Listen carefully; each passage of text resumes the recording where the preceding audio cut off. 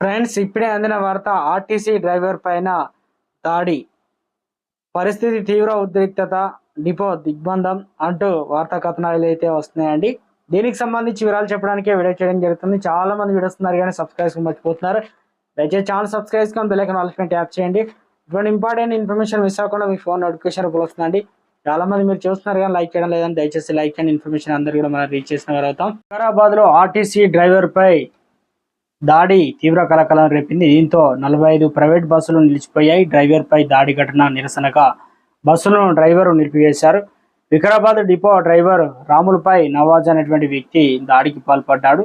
నవాజ్ పై చర్యలు తీసుకోవాలని డిమాండ్ చేస్తూ డ్రైవర్లు ఆందోళనకు దిగారు. న్యాయం జరిగేంత వరకు ఆందోళన చేస్తామని ప్రైవేట్ బస్సు డ్రైవర్లు ప్రకటించారు. నిందితుడు నవాజ్ పై పోలీస్ స్టేషన్లో ఆర్టీసీ అధికారులు ఫిర్యాదు చేశారు.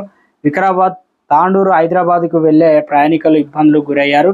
ఈ ఘటనకు సంబంధించినటువంటి పూర్తి వివరాలు తెలియాల్సి అయితే ఉంది.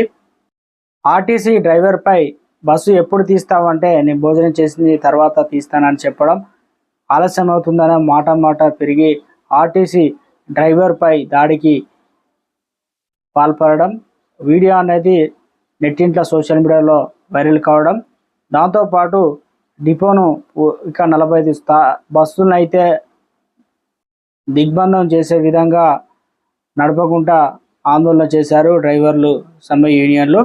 దీంతో ప్రయాణికులు తీవ్ర ఇబ్బందులకు గురయ్యారు.